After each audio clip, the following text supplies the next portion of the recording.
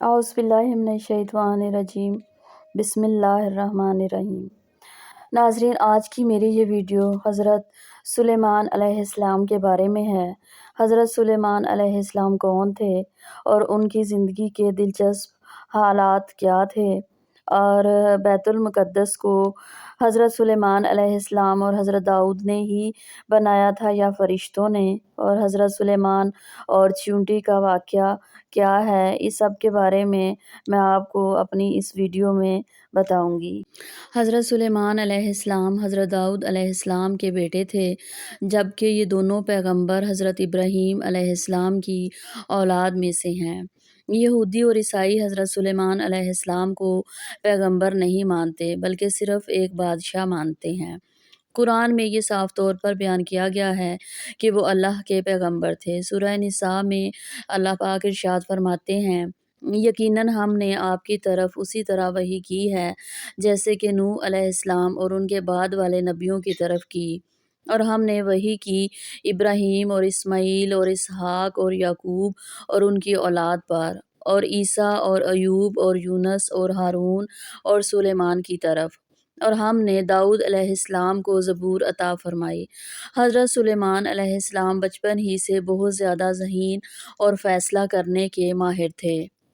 سورہ الانبیاء میں اللہ پاک ارشاد فرماتے ہیں، اور داؤد اور سلیمان کو یاد کیجیے کہ جب کہ وہ کھیت کے معاملے میں فیصلہ کر رہے تھے کہ کچھ لوگوں کی بکریاں رات کو اس میں چار گئی تھیں، اور ان کے فیصلے میں ہم موجود تھے، اور ہم نے اس چیز کی سمجھ حضرت سلیمان کو دے دی تھی۔ ان تمام کو ہم نے حکومت اور علم دیا تھا۔ ہم نے داؤد علیہ السلام کو پہاڑوں کو قبضے میں کرنے کی طاقت دی تھی۔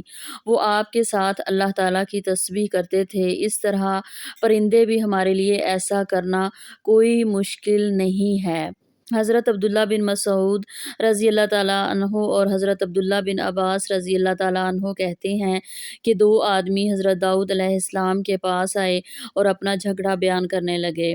مدعی کہنے لگا کہ اس آدمی کی بکریوں نے میرے کھیت کی ساری فصل تباہ کر دی ہے۔ حضرت داؤد علیہ السلام نے کہا کہ اس آدمی کی فصل کی قیمت دوسرے آدمی کے بکریوں کے قیمت کے برابر ہے، اسی لیے مدعی اس آدمی کی ساری بکریاں لے لے، یہ اس کی فصل تباہ ہونے کا معاوضہ ہوگا۔ اس وقت حضرت سلیمان علیہ السلام 11 سال کے تھے اور اپنے والد کے قریب ہی بیٹھے ہوئے تھے۔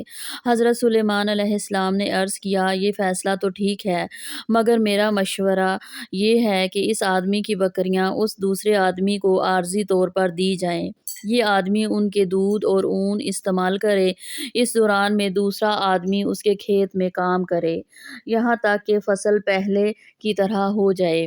پھر اس وقت کھیت کے مالک کو کھیت دے دیا جائے اور بکریوں کے مالک کو بکریاں واپس دے دی جائیں۔ حضرت داؤد علیہ السلام اپنے بیٹے کے اس مدبرانہ فیصلے سے بہت خوش ہوئے۔ امام بغوی کہتے ہیں کہ حضرت داؤد علیہ السلام کی جب موت آئی تو اس وقت حضرت سلیمان علیہ السلام کی عمر 13 سال تھی۔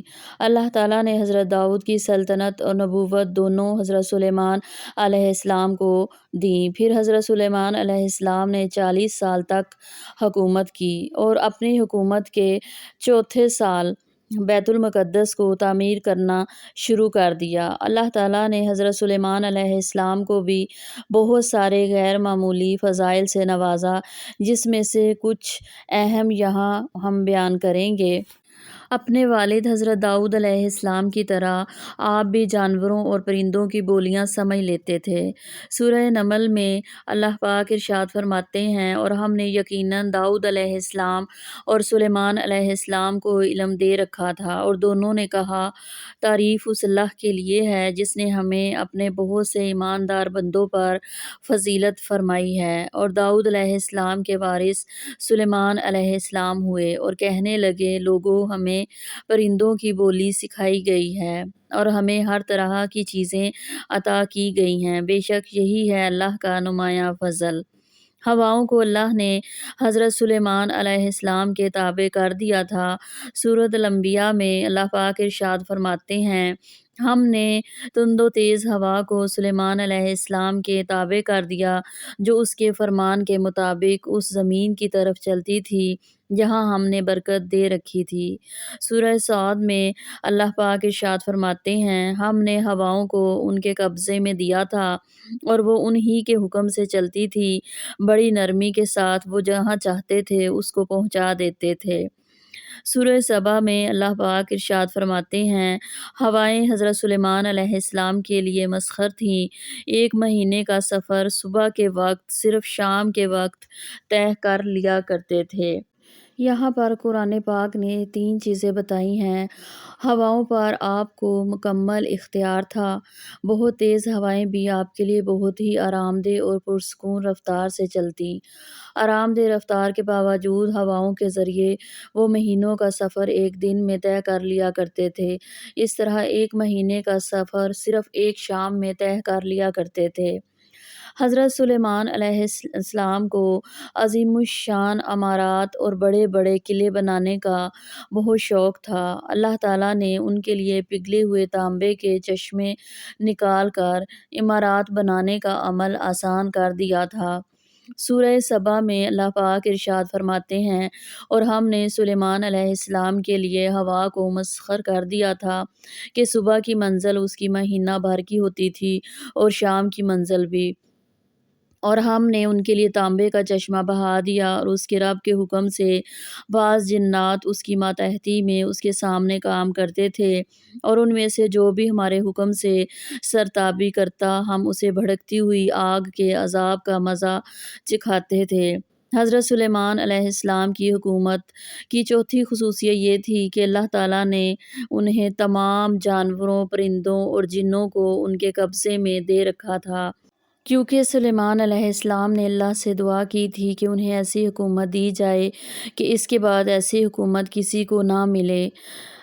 سورہ سعد میں اللہ پاک ارشاد فرماتے ہیں، حضرت سلیمان علیہ السلام نے کہا، اے رب تو مجھے معاف کر دے اور مجھے ایسی بادشاہت دے جو میرے بعد کسی کو سزاوار نہ ہو، بے شک تو ہی عطا کرنے والا ہے۔ اللہ تعالیٰ نے ان کی دعا قبول فرمائی اور حضرت سلیمان علیہ السلام کے لیے جنات ہر قسم کے کام کر دیا کرتے تھے۔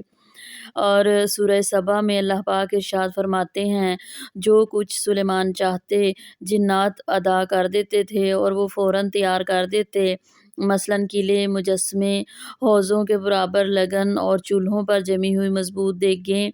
اے آل داؤد، اس کے شکریہ میں نیک عمل کرو، میرے بندوں میں سے بہت کم لوگ شکر گزار ہوتے ہیں۔ حضرت سلیمان علیہ السلام نے ایک اہم کام جنوں کو سپرد کیا، وہ یہ کہ وہ مسجد اقصیٰ کی تعمیر کریں، جو بہت عظیم الشان اور وسیع و عریض عمارت ہو۔ یہاں یہ بات قابل ذکر ہے کہ جس طرح حضرت ابراہیم علیہ السلام نے مکہ میں کعبہ کی تعمیر نو کی تھی، اسی طرح حضرت سلیمان علیہ السلام نے مسجد اقصیٰ کی تعمیر نو کی تھی۔ ایک مرتبہ حضرت ابو ذر غفاری نے حضرت محمد صلی اللہ علیہ وآلہ وسلم سے پوچھا کہ دنیا میں سب سے پہلے کون سی مسجد بنی ہے؟ آپ نے کہا، مسجد حرام۔ حضرت ابو ذر نے پوچھا، وہ کون سی مسجد اس کے بعد تعمیر ہوئی؟ آپ نے کہا، مسجد اقصیٰ۔ ابو ذر غفاری نے پوچھا، دونوں کے درمیان کتنے وقت کا فاصلہ ہے؟ آپ نے کہا، 40 سال کا۔ ایک مرتبہ حضرت سلیمان علیہ السلام نے چیونٹیوں کی بات چیت سنی، جس کا ذکر دلچسپی سے خالی نہ ہوگا۔ سورہ نمل میں اللہ پاک ارشاد فرماتے ہیں، اور ایک مرتبہ سلیمان علیہ السلام کے سامنے ان کے تمام لشکر جو جنات، انسان اور پرند پر مشتمل تھے جمع کیے گئے۔ ہر قسم کی الگ الگ درجہ بندی کر دی گئی۔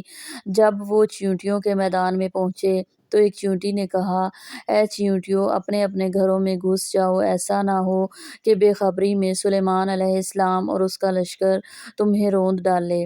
اس کی اس بات سے حضرت سلیمان علیہ السلام مسکرا دیے اور دعا کرنے لگے کہ اے پروردگار، تو مجھے توفیق دے کہ میں تیری ان نعمتوں کا شکر بجا لاؤں جو تو نے مجھ پر انعام کی ہیں اور میرے ماں باپ پر، اور میں ایسے نیک اعمال کرتا رہوں جن سے تو خوش رہے۔ مجھے اپنی رحمت سے نیک بندوں میں شامل کر لے۔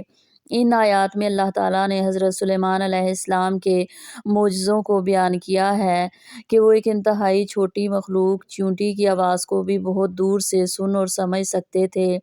ان معجزات سے ہمارا ایمان اور قوی ہوتا ہے۔ یقیناً اللہ تعالیٰ بہت طاقتور ہے اور وہ اپنے چنے ہوئے بندوں پر طرح طرح کے انعام و اکرام کرتے ہیں۔ چیونٹیوں کے اس قصے میں اللہ تعالیٰ کی کئی نشانیاں ہیں اور اس اہمیت کی وجہ سے اس سورہ کا نام سورہ نمل رکھ دیا گیا۔ نمل کے معنی چیونٹی کے ہیں۔